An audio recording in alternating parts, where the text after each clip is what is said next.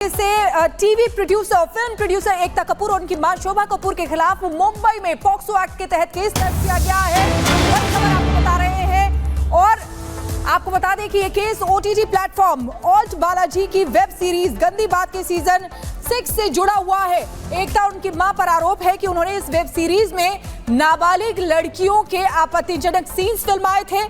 हालांकि ये विवादित एपिसोड इस ऐप पर फिलहाल स्ट्रीम नहीं हो रहा है, लेकिन ये बड़ी खबर आपको बता रहे हैं। बॉलीवुड और टीवी सीरियल की प्रोड्यूसर एकता कपूर और उनकी मां शोभा कपूर के खिलाफ मुंबई में पॉक्सो एक्ट के तहत केस दर्ज किया गया है। ये case OTT platform alt Balaji की वेब सीरीज गंदी बात के सीजन 6 से जुड़ा हुआ बताया जा रहा है। एकता और उनकी मां पर आरोप है कि जब ये वेब सीरीज बनाई गई थी गंदी बात, उस समय उन्होंने इस वेब सीरीज में नाबालिग लड़कियों के आपत्तिजनक सीन्स फिल्माए थे, जिसकी वजह से ये केस दर्ज किया गया है। पॉक्सो एक्ट के तहत ये केस दर्ज हुआ। ये बड़ी खबर आपको बता रहे हैं। हालांकि ये जो विवादित एपिसोड रहा था वो इस ऐप पर फिलहाल स्ट्रीम नहीं हो रहा है। आपको बता दें कि आपत्तिजनक कंटेंट की वजह से दोनों के ऊपर केस दर्ज किया गया है। एकता कपूर जो जानी मानी बॉलीवुड और टीवी सीरियल की प्रोड्यूसर हैं, उनके ऊपर और उनकी मां शोभा कपूर के खिलाफ मुंबई में पॉक्सो एक्ट के तहत केस दर्ज। आपत्तिजनक कंटेंट की वजह से यह केस दर्ज हुआ है। आरोप है उन पर कि इस वेब सीरीज में नाबालिग लड़कियों के आपत्तिजनक सीन्स इन्होंने फिल्माए थे। और मुंबई से हमारे साथ हमारे संवाददाता सत्यप्रकाश जुड़ चुके हैं। सत्यप्रकाश, जिस बात का जिक्र हो रहा है ओटीटी प्लेटफॉर्म पर, जिन बातों का, जिस सीन का जिक्र हो रहा है वो तो वहां नहीं है, लेकिन एक बड़ी खबर बनकर जरूर सामने आ गई है। ये जो मसला है, अभी इसके बारे में अपडेट क्या है? देखिए, मुंबई के बोरीवली के एमएचबी पुलिस स्टेशन ने मामला दर्ज किया है। पॉक्सो एक्ट के तहत मामला दर्ज किया है। एकता कपूर और एकता कपूर की मां के खिलाफ मामला दर्ज हुआ है। मामले की मुंबई पुलिस की टीम जांच कर रही है, क्योंकि जिस तरह से ये मामला है 2021 का मामला है और 2021 जनवरी में और 2021 के अप्रैल में ये वीडियो डाला गया था। हालांकि अभी फिलहाल ये वीडियो नहीं है, लेकिन जो शिकायत करता है उसका कहना है कि उस समय ये वीडियो डाला गया था, इसको लेकर हमने शिकायत किया था। और एमएचबी पुलिस स्टेशन, मुंबई के बोरीवली इलाके में एमएचबी पुलिस स्टेशन है, वहाँ पे मामला दर्ज किया गया है। पॉक्सो एक्ट के तहत मामला दर्ज किया है। मुंबई पुलिस का कहना है कि इस मामले को लेकर हमने मामला दर्ज कर लिया है और इस मामले की जाँच किया जा रहा है कि जब वीडियो डाला गया था उसमें कंटेंट क्या था, इस सारी चीज़ों को देखा जा रहा है। जी। और जो ये पूरा मामला है, जिस तरीके से ये अब लाइमलाइट में आता जा रहा है, ऐसे में अगला स्टेप क्या होगा ये भी लोग जानना चाहते हैं, क्योंकि जब का ये मामला है और आज की तारीख में ये खबर बनकर बिल्कुल व्यापक तरीके से, बड़े तरीके से कैनवस पर आई है, तो इसके बाद के स्टेप्स क्या हैं? देखिए, मुंबई के बोरीवली पुलिस स्टेशन का कहना है कि जो एमएचबी पुलिस स्टेशन मामला दर्ज किया है, उनका कहना है कि हम इस मामले की जांच कर रहे हैं, कंटेंट देख रहे हैं। आने वाले दिनों में इसको लेकर हम बयान भी दर्ज कर सकते हैं। एकता कपूर और शोभा कपूर का पहले शिकायतकर्ता का बयान दर्ज किया गया, क्योंकि पहले शिकायतकर्ता ने एक कंप्लेन दिया था। कंप्लेन के बाद ये एफआईआर में दर्ज हुआ है और पुलिस कहना है कि इस मामले को लेकर जाँच किया जा रहा है कि कंटेंट उस समय जब डाला गया था क्या था, सारी चीज़ों को देखा जा रहा है। फिलहाल पॉक्सो एक्ट के तहत मामला दर्ज किया है एमएचबी पुलिस स्टेशन, जो कि बोरीवली में है, और पुलिस कहना है कि इस मामले को लेकर जांच शुरू है। सत्यप्रकाश, ठीक है, किन किन बातों का उल्लंघन हुआ है, क्या इस बारे में भी कोई सूचना है? क्योंकि अभी जो जानकारी है उसमें यह कहा जा रहा है कि इसमें नाबालिग लड़कियों पर आपत्तिजनक जो सीन्स हैं वो फिल्माए गए। इसके अलावा और भी कई बातें क्या कुछ सामने आ रही हैं? देखिए, शिकायतकर्ता कहना है कि जो इस कंटेंट डाला गया है उसमें अश्लील दृश्य, आपत्तिजनक तस्वीरें थी। साथ में जो इसमें कंटेंट किया गया है, दिखाया गया था, उसमें हिंदू देवी और देवताओं के खिलाफ दिखाया गया था, आपत्तिजनक था। इन सारी चीज़ों को लेकर कंप्लेन किया गया था एमएचबी पुलिस स्टेशन में, और इसके बाद एमएचबी पुलिस स्टेशन मामला दर्ज किया है और इस मामले की जांच कर रही है। एफआईआर दर्ज हो चुका है पॉक्सो एक्ट के तहत। पुलिस कहना है कि आने वाले दिनों में एकता कपूर और शोभा कपूर के स्टेटमेंट दर्ज कर सकती, क्योंकि अभी एफआईआर दर्ज हो चुका है, मामले की जांच शुरू हो चुकी है। तो आने वाले दिनों में एकता कपूर और उनकी मां का बयान मुंबई पुलिस दर्ज कर सकती है। जी। बिल्कुल बिल्कुल सत्य प्रकाश आप बड़ी जानकारी दे रहे हैं। तो देखिए किस तरीके से एकता कपूर और उनकी मां शोभा कपूर की मुश्किलें बढ़ती हुई नजर आ रही है, क्योंकि पॉक्सो एक्ट के तहत केस दर्ज किया गया है। आप बहुत बहुत शुक्रिया तमाम जानकारी देने के लिए। उसी बीच एक और बड़ी खबर आ रही है, आपको बता दें कि 30 फ्लाइट्स को धमकी मिली है। ये बड़ी खबर आपको बता दें, और जिसमें 10 एयर इंडिया के विमान भी शामिल हैं। तो ये बड़ी जानकारी आपको दे रहे हैं। 30 फ्लाइट्स को बम की धमकी मिली है। एयर इंडिया की 10 फ्लाइट्स को धमकी मिली है। विस्तारा की 10 फ्लाइट्स भी इसमें शामिल है। इंडिगो की 10 फ्लाइट्स भी इसमें शामिल है। यानी कि एयर इंडिया, विस्तारा, इंडिगो तीनों की फ्लाइट्स को धमकी मिली है बम की। और बीते 10 दिनों की अगर बात करें तो 100 बार इसी तरीके की धमकियां दी जा चुकी हैं। आप समझिए कि जब धमकी मिलती है तो काफी नुकसान भी एयरलाइंस का होता है, क्योंकि उसकी इमरजेंसी लैंडिंग करानी पड़ती है, सारी चेकिंग करनी पड़ती है और उसके बाद दोबारा से टेक ऑफ होता है।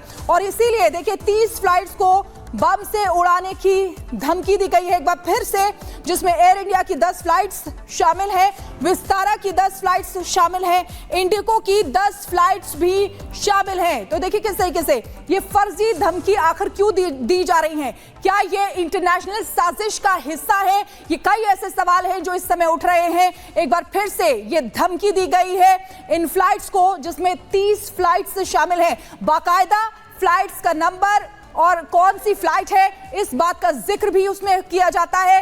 रूट क्या रहेगा फ्लाइट का उसका भी जिक्र किया जाता है इस धमकी में, जो जानकारी मिल रही है। तो 30 फ्लाइट्स को बम की धमकी मिली है। तो सवाल है कि धमकियां दे कौन रहा है, कौन है इसके पीछे, और एविएशन जो सेक्टर है उसे कौन धमकाना चाह रहा है, कौन हिलाना चाह रहा है। एक रिपोर्ट देखिए।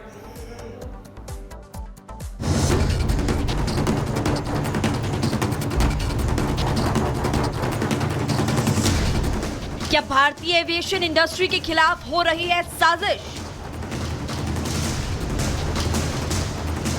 क्या बम की झूठी धमकियों से अर्थव्यवस्था को चोट पहुंचाने की साजिश? भारत के खिलाफ एक नई साजिश का ताना बाना बुना जा रहा है। इस बार ये साजिश भारत के नागरिकों के खिलाफ नहीं, बल्कि देश की अर्थव्यवस्था के खिलाफ है। दुनिया की तेजी से बढ़ती भारतीय एविएशन इंडस्ट्री को नुकसान पहुंचाने के लिए विदेशी धरती पर एक नए तरीके का हथकंडा अपनाया जा रहा है। हम ऐसा क्यों कह रहे हैं, इसके पीछे पुख्ता वजह मौजूद है। पिछले 10 दिनों में 100 से ज्यादा विमानों में बम की धमकी मिल चुकी है। एयरलाइंस कंपनियों को मेल या सोशल मीडिया के जरिए धमकी दी जा रही है। धमकी में बकायदा फ्लाइट का नंबर, उसके रूट का जिक्र होता है, जिसके बाद सभी फ्लाइट्स की इमरजेंसी लैंडिंग करवाकर चेकिंग की गई। हालांकि धमकी वाली किसी भी फ्लाइट में कोई संदिग्ध चीज नहीं मिली है। लेट इट बी MHA और एयरपोर्ट लेवल सिक्योरिटी ऑफिसर सबको साथ में लेते हुए वो सारे निर्णय ले रहे हैं, and they are working in that process. ये ऑफेंस जो है वो इन फ्लाइट वाले उस सिचुएशन को ध्यान में रखते हुए उसमें सारे ऑफेंसेस का लिस्ट किया गया है। तो हम उसमें ऐड करेंगे जो ऑन ग्राउंड या फिर एयरपोर्ट के पास भी जो फ्लाइट है उसके ऊपर भी ऐसे थ्रेट्स आते हैं, तो उसको भी कैसे डील करना है, कॉग्निजेबल कैसे बनाना है, उसको हम स्पेसिफिकली ऐड करेंगे। तो इन फ्लाइट था, अभी ऑन ग्राउंड को भी ऐड करेंगे। भले बम की सभी धमकियां झूठी निकली हों, लेकिन इसने एयरपोर्ट प्रशासन, सुरक्षा एजेंसियां और सरकार के लिए सिरदर्द जरूर पैदा कर दिया। वहीं इससे एयरलाइंस कंपनियों को भारी चपत लग रही है। दरअसल अचानक प्लेन का रूट बदलकर ग्राउंड पर उतारने से भारी आर्थिक नुकसान होता है।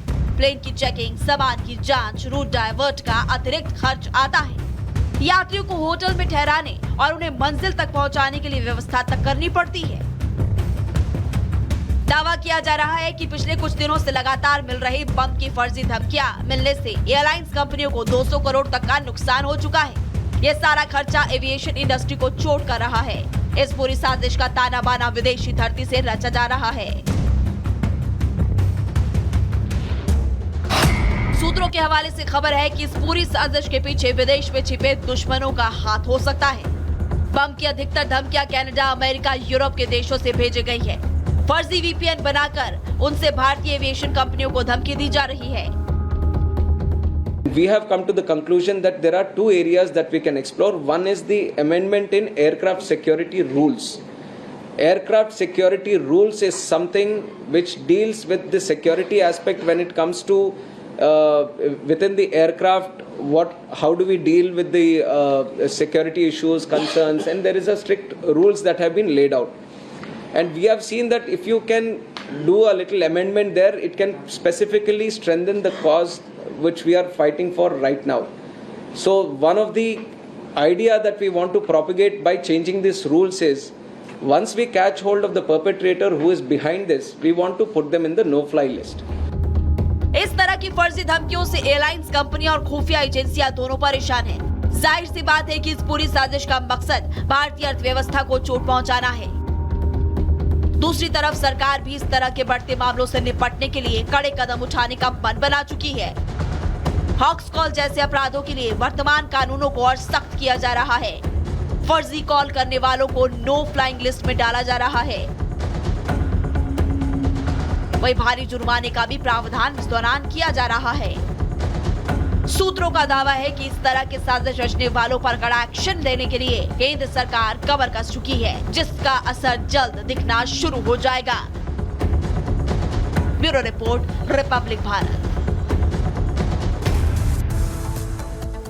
और इसी बीच एक और बड़ी खबर आपको बता दें, एलएसी विवाद सुलझने की चीन ने पुष्टि की है। भारत से गतिरोध चीन की तरफ से पुष्टि की गई है। ये बड़ी खबर आपको बता रहे हैं। देखिए, लद्दाख में पुरानी जगह पर दोनों सेनाएं लौटेंगी। कल भारत ने कहा था कि मामला सुलझने की बात भारत की तरफ से की गई थी और अब एलएसी विवाद सुलझने की चीन की तरफ से भी पुष्टि की गई है।